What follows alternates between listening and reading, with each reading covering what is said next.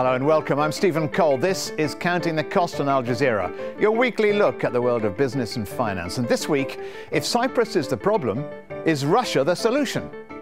After standing up to the institutional might of the Troika, Cyprus looks east to Moscow. We'll tell you what Cyprus has to offer and what Moscow wants as Germany demands Nicosia target Russian money on the island. With banks likely to be shut for more than a week, how are small Cypriot businesses coping? And what do they want from Nicosia and Brussels as they struggle to stay afloat? And 10 years on, Iraq. Where did America's billions go and who controls the flow of oil?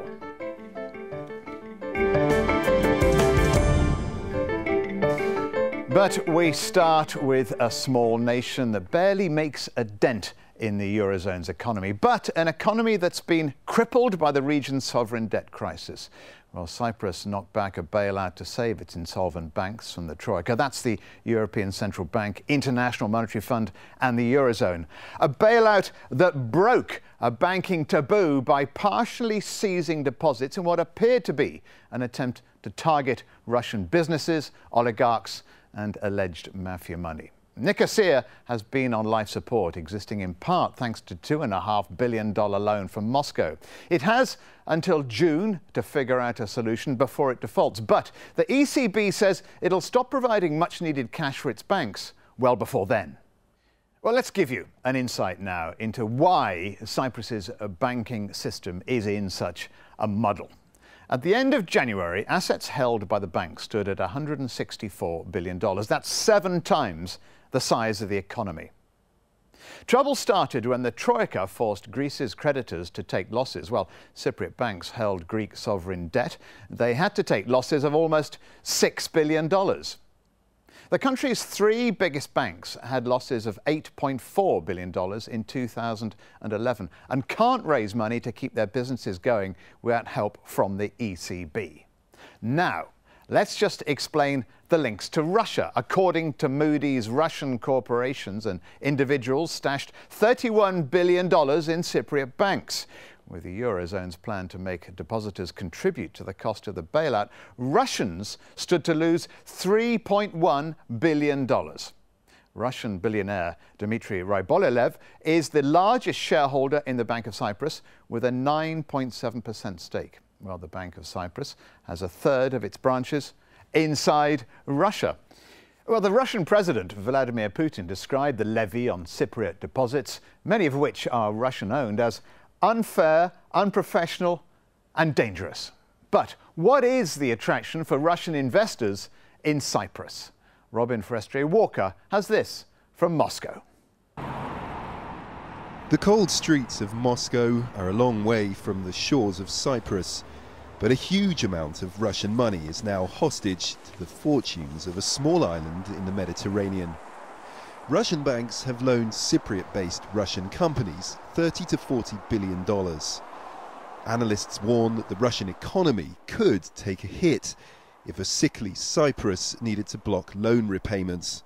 If Cyprus were to do that, this means that Russian banks will not be able to get back these $40 billion of loans that they have extended to Cypriot entities, albeit being a Russian entities. They are legally registered in Cyprus. So $40 billion, if $40 billion were to be lost, this would amount to a much more significant 2% of GDP. And this would really be a non-trivial amount.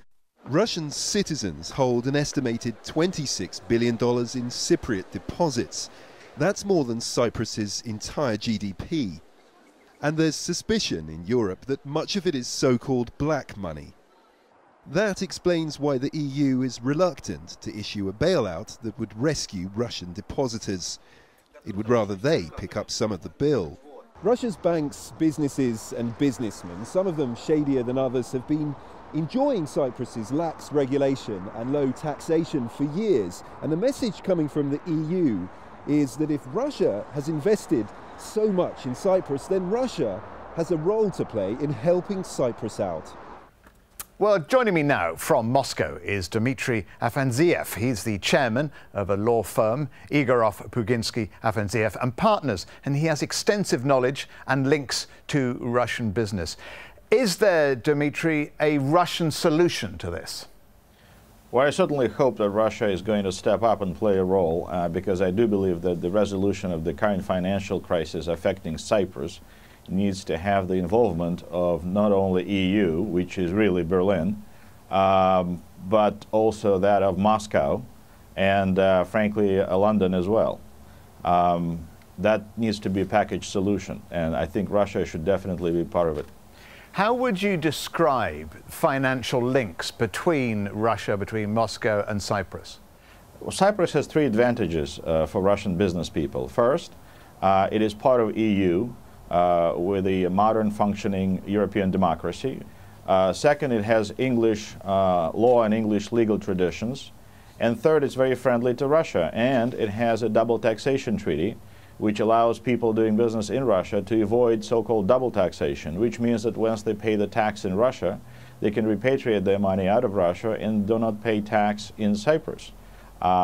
So I draw your attention to the fact that this is a treaty of avoiding double taxation, meaning that the benefits of Cyprus is for people who actually do pay their taxes in Russia, as opposed to stealing their money from Russia or laundering their money, as apparently some in Germany are suggesting publicly as a justification for effectively punishing bank depositors in Cyprus, a good deal of whom are Russians, as part of a requirement to provide emergency financing from the European Union.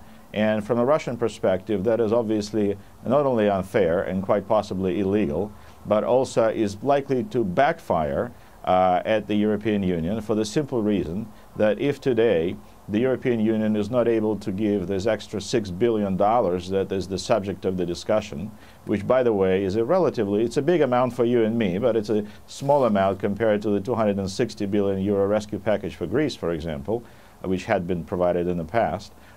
So if the EU is not willing to give the $6 billion to Cyprus and instead asking Cyprus to effectively expropriate $6 billion from people's bank accounts, particularly those large bank accounts which presumably are owned by Russian citizens, then the EU at the same time is willing to guarantee liquidity for the Cyprus banks on the day they open for business after the current freeze. That presumably would cause liabilities in the tens of billions. There are 60 billion or so of deposits in Cyprus banks, and assuming this haircut takes place, I would think that a very good deal of this money is going to run away from Cyprus the first business day, and Europe is going to end up having to guarantee a lot more money than the $6 billion they're currently looking at. Okay, so which means, in my view, this is a political question rather than economic. The political question is domestic German politics, where apparently it gets you some votes in the upcoming elections if you bully the Russians. So is Moscow playing some kind of waiting game? Is there some kind of brinkmanship involved here to wait to see if the European Union will step in with a bailout plan, or whether Moscow will eventually step in? Well, I think Moscow is looking in good faith as to how it can help its longtime friend Cyprus, but it also needs to be cognizant of the fact that any deal has to meet sensible market terms.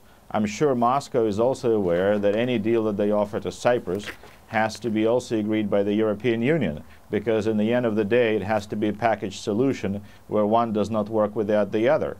I do think that if both Moscow and EU work together in resolving the Cyprus problem, it is actually a manageable problem to solve.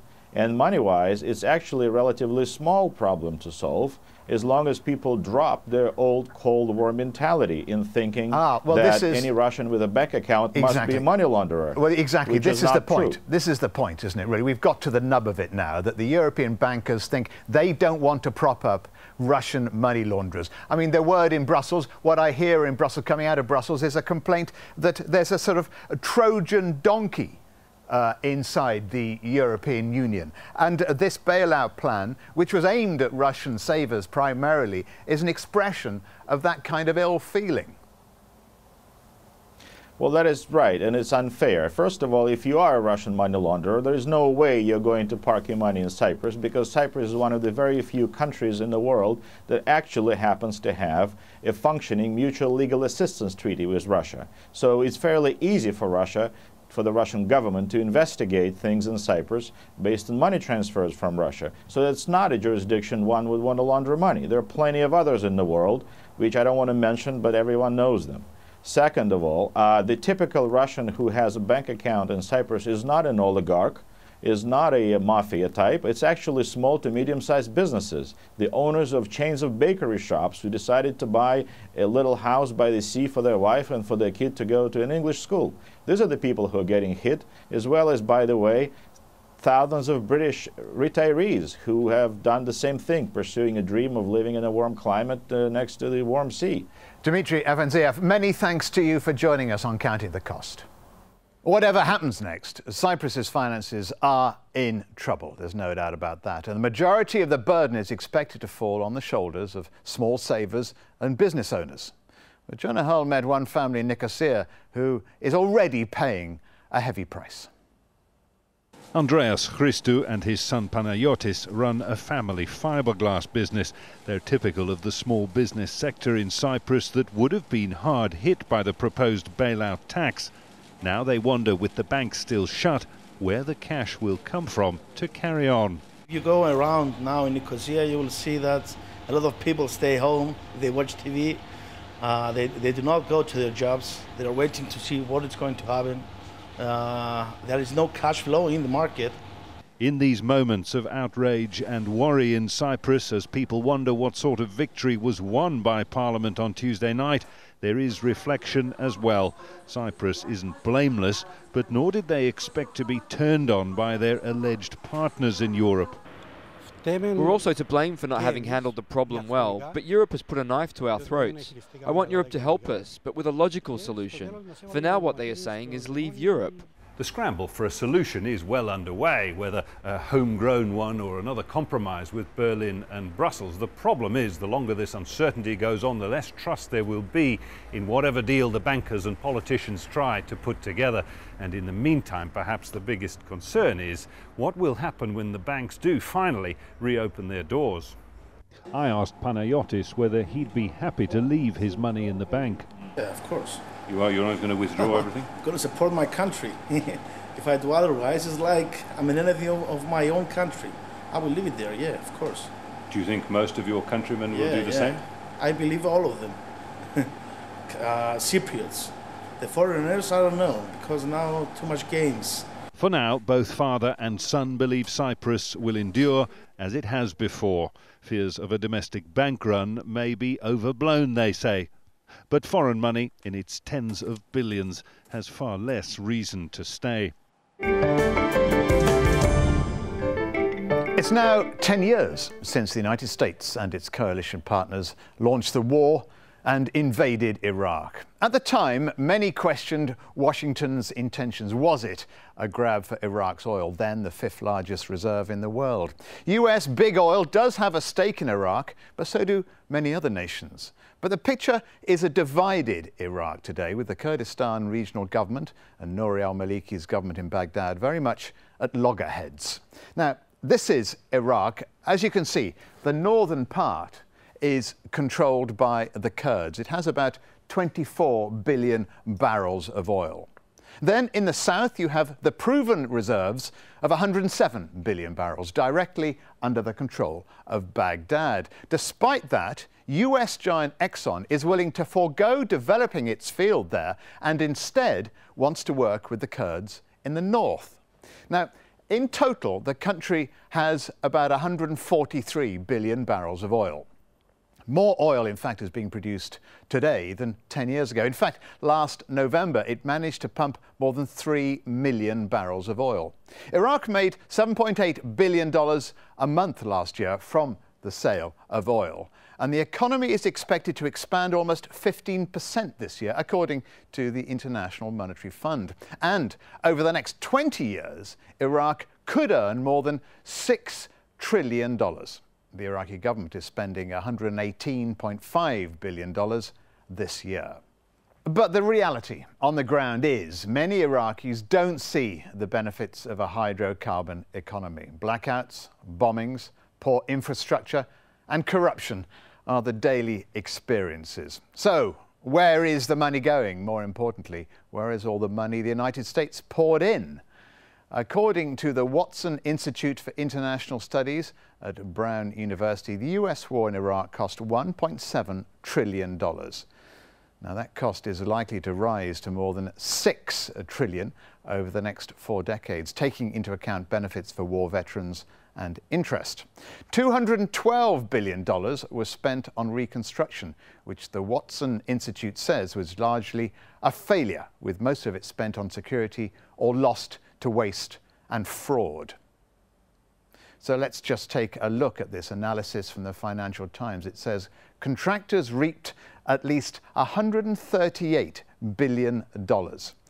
The biggest winner was KBR, the former subsidiary of Halliburton, the company once run by former Vice President Dick Cheney. But since 2001, defense contractors have wasted or lost $60 billion, and that works out to $12 million a day in Iraq and Afghanistan. Well, Rosalind Jordan examines now the promises made and why they went wrong. Iraq has some of the largest oil reserves in the world, easy to access and potentially incredibly lucrative.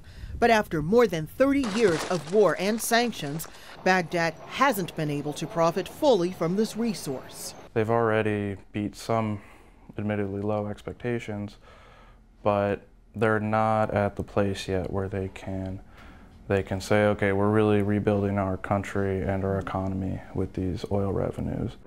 In the months before the U.S. invasion in 2003, oil production had fallen to less than half what it was in the 1970s. U.S. officials promised after the toppling of Saddam Hussein, Iraq would be able to rebuild itself without any help from the American taxpayer. We're going to use the assets of the people of Iraq, especially their oil assets, to benefit their people. But the immediate flow of oil money didn't materialize due to sectarian conflict, corruption, and political infighting, most notably between the central government and officials in the oil-rich Kurdish north. Production and exports are only slightly higher than they were a decade ago. In the last 4 years, Iraq has given oil development contracts to China and other countries who say they aren't focused on immediate profit, squeezing out U.S. and European companies who had hoped to have greater access to Iraq's vast reserves after the war. Experts say Iraqis want international assistance without losing any control of what they consider their birthright. They are prepared to take foreign help, but they don't want to pay what international oil companies would regard as a proper price, a fair price for that help. Washington doesn't have the leverage it had when U.S. troops were deployed in the country, but it will be watching closely to see how the central government in Baghdad runs the oil sector, as whether or not it decides to let U.S. companies take part. Rosalind Jordan, Al Jazeera, the White House.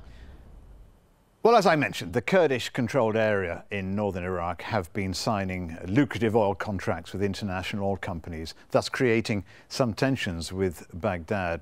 I caught up with al-Chalabi, the former Iraqi oil minister under Saddam Hussein's regime, and I began by asking what relations between the two sides were like and the economic and political implications of the disputes. If you look at the political situation in Baghdad, in Iraq now, this is not the only major conflict that exists within the political arena, not only between Baghdad and Erbil, but also between Baghdad and many of the western provinces who have been on demonstrations for the past 3 months. So it is not one issue only, but there are so many issues. But coming to the oil issue, the question is what will be the reaction of the Kurdish leaders? So far they have been discussing that. Masoud Barzani, the leader of Kurdistan, had called upon the MPs and ministers who are stationed in Baghdad for consultation. And there is a rumor that KRG might decide to go it alone in terms of economical considerations. That is by taking all the... How do you mean, Mr. al-Chalabi, how do you mean going it alone? That means they will not deliver any barrel of oil into the export system. They will handle it themselves, meaning that they will find ways and means of disposing of the oil produced within their territory, either locally or, as they have been doing, into Iran and Turkey. And will that mean, do you think, a stronger relationship with Turkey, between Kurdistan and Turkey? Well, so far, Turkey has not given its consent to the idea of building a new separate pipeline that goes into KRG territories without going into the Iraqi territories. But it seems that Turkey has decided to put a halt on that. So what they will do will be just to transport these oils by trucks, landed trucks, and that will require thousands and thousands of trucks for the oil to be shipped into Turkey and Iran. Isn't because of that, therefore, a risk of seriously damaging relations, potentially, between Turkey and Iraq? Yes, and I feel so far the relations, are not really as good as they were before. But as I said, I mean, they talk about building a pipeline, increasing amounts of oil going into Turkey from KRG, had eased a little bit, and Turkey are not really considering building a pipeline.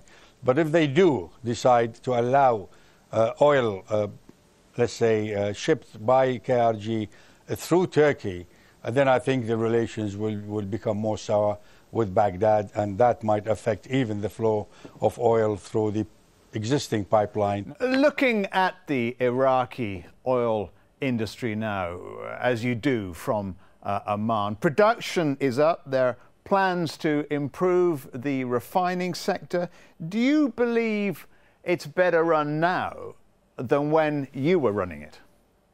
Definitely not. I can talk about this for hours, and I explain why it has not been run better this time. First of all, as far as the production is concerned, and despite the fact that it is almost 10 years now since the invasion of Iraq and the involvement of American companies and later the European companies, Chinese and the others in the oil industry, the level of production now is not the maximum that Iraq had reached in the past. In fact, the production only increased in 2012 to levels approximately equal to the highest level that was reached before the invasion of oil. In fact, the average of 2012 is still far below the averages reached in 1979 and even in 1990 before Iraq invaded 1990 before Iraq invaded Kuwait.